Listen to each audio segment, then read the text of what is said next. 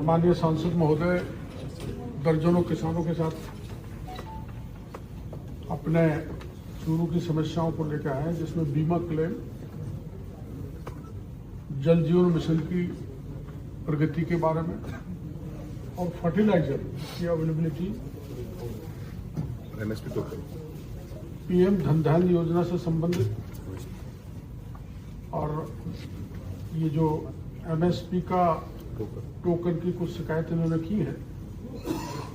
एक आरडीएसएस जिसको भारत सरकार पैसा देती है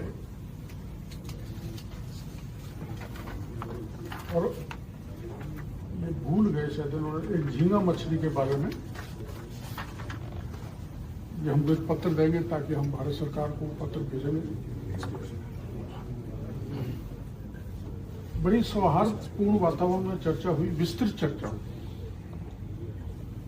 और ये पूरी तरह से संतुष्ट है। इसमें दरअसल में जो इनके मामले की पेंडेंसी है, उस पत्रावली को हम माननीय मुख्यमंत्री जी के पास भेजेंगे, वहां से अप्रूवल लेंगे और उनकी अनुमति के बाद जो एसजीआरसी बनी हुई है और स्टैक बनी हुई है, वो गहराई से उनका अध्ययन करेंगे। और आप जानते हैं कि एसजीआरसी की मीटिंग की कभी आप आओ, उसकी भी जानकारी कभी हम आपको अलग से देंगे। बड़े एक एक किसान की बड़ी ढंग से सुनवाई होने के बाद निर्णय किया जाता है। क्वाजी जुडिशियल बॉडी होती है, तो सुनवाई करेगी और इनके जितने भी जिनैन मामले हैं उनका भुगतान किया जाएगा। जो नीचे के स्तर पर किसान महरूम हो गए उनको लाभ देने की पूरी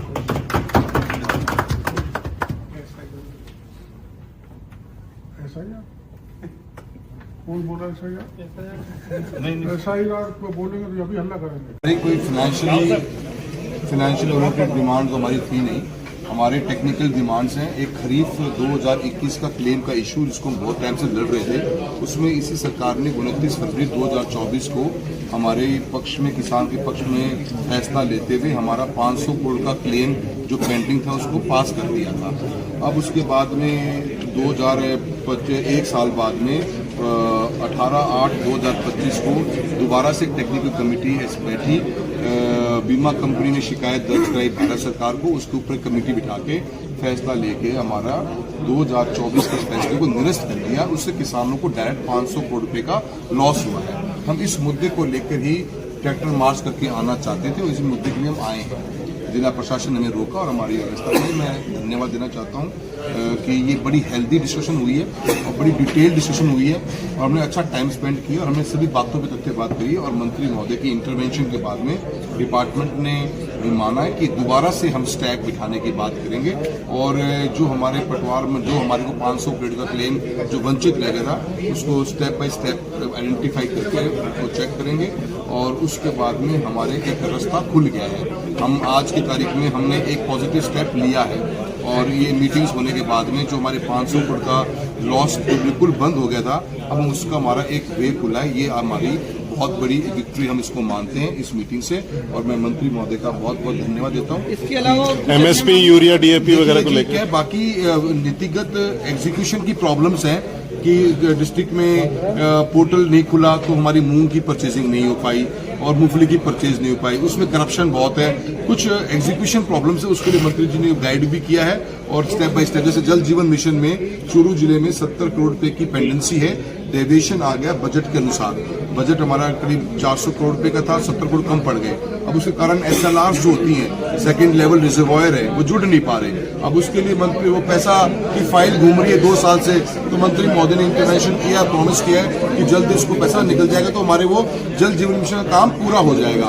ऐसे हमारे पोर्टल का इशू है, एमएसपी में हमारे पोर्टल पूरे नहीं खुले और पोर्टल न खुलने के कारण किसानों को 25% का ही परचेसिंग गवर्नमेंट ऑफ इंडिया करती है। तो हमारे 10,000 से कम पोर्टल रह गए हैं, ज्यादा पोर्टल रह गए, टोकन्स रह गए हैं। वो टोकन खोलने का भी आश्वासन सरकार ने दिया है। हमारा एक नौहर फीडर का इशू था। नौहर फीडर के अंदर 120 करोड़ रुपए की डीपीआर बननी थी state government of Haryana Rajasthan की पार्टनरशिप में, जो भारत सरकार फंडिंग कर रहा है। अब उसको प्रोजेक्ट में एग्जीक्यूट हुए 2 साल हो गए, वो डीपीआर ही बन के तैयार नहीं हो रही। तो एग्जीक्यूशन के प्रॉब्लम्स को लेकर ही हम आए हैं। हम कोई फाइनेंशियली, हाँ, एक हमारी फाइनेंशियल डिमांड जरूर है कि जो भी मुख्यमंत्री की खुद की घोषणा है, चूरू के अंदर एक एलिवेटेड रोड बनाने का प्रोग्राम था, उसके अंदर कॉन्ट्रैक्टर ने काम चालू कर दिया है, उसको हम रुकाना चाहते हैं। और एलिवेटेड रोड जो सीएम महोदय की खुद की प्रॉमिस किया हुआ है चूरू के अंदर, वो हमारा 70-80 करोड़ रुपए का एक्सटेंशन आ जाए तो डिस्ट्रिक्ट के अंदर एक अच्छी रोड बन जाए। अदरवाइज वो रोड पुल नीचे उतर रहा है, 50 मीटर बाद पुराना पुल दोबारा चालू हो रहा है, वो हमारे लोगों की लाइफ की न्यूसेंस बन जाएगी। इसके लिए हमने एक जरूर डिमांड करी है, वो भी सरकार की घोषणा।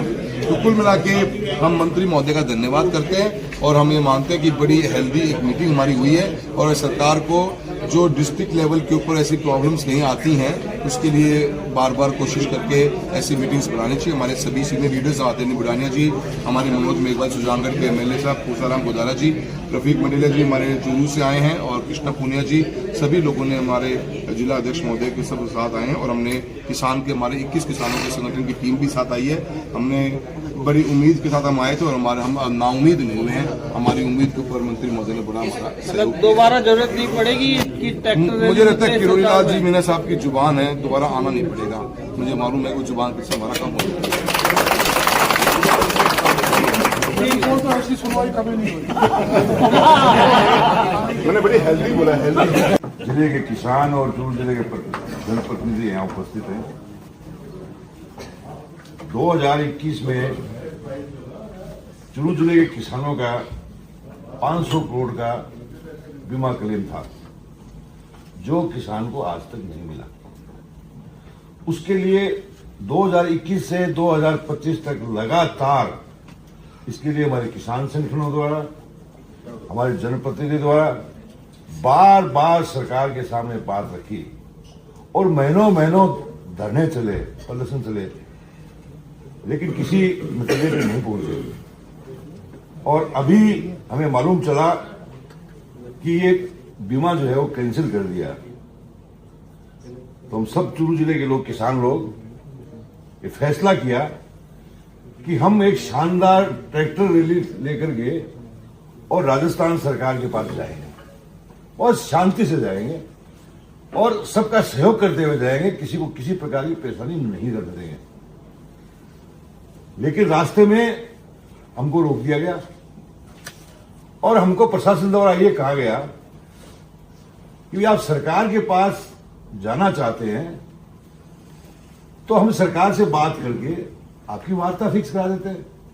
तो हम तो वार्ता करने के लिए यहाँ आ रहे थे, तो रोका और फिर जो है यहाँ से हमारे राजस्थान सरकार के मंत्री, कृषि मंत्री जी के यहाँ से, मुख्यमंत्री जी के यहाँ से संदेश आया कि आज ही आपकी वार्ता होगी।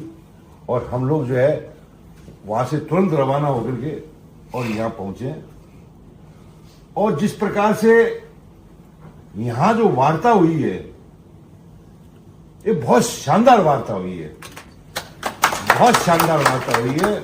और मैं मंत्री जी को, राजस्थान सरकार को धन्यवाद देना चाहता हूं कि किसानों की इस ज्वलंत और संवेदनशील मांग को इन्होंने बहुत रचनात्मक ढंग से, बहुत ही पारदर्शिता के साथ, बहुत ही समझ के साथ जो है हमारी वार्ता हुई है। मैं मंत्री जी को, सरकार को और मुख्यमंत्री जी को बहुत बहुत धन्यवाद देना चाहता हूं। जो 21, 22, 23 में नहीं हुई, ऐसे सुनवाई नहीं, वो धन्यवाद में सब कुछ आ गया। मैं ये कहना चाहता हूं, जो मैंने महसूस किया है, मैं तीनों लोकसभा, राज्यसभा और विधानसभा में बहुत लंबे समय से काम कर रहा हूं और जिस प्रकार की आज जो वार्ता हुई है वो शायद मेरे पॉलिटिकल जीवन की यादगार यात्रा रहेगी, यादगार मीटिंग रहेगी। और मैं समझता हूं कि सरकार इस वार्ता को सार्थक रूप में लेकर के और किसान को 500 करोड़ रुपए का देने का काम करेंगे। सही मायने में तो उस दिन हम लोग हजारों लोग आकर के यहां सरकार के पक्ष में ताली बजाएंगे, ऐसा उम्मीद करते हैं। धन्यवाद। और मंत्री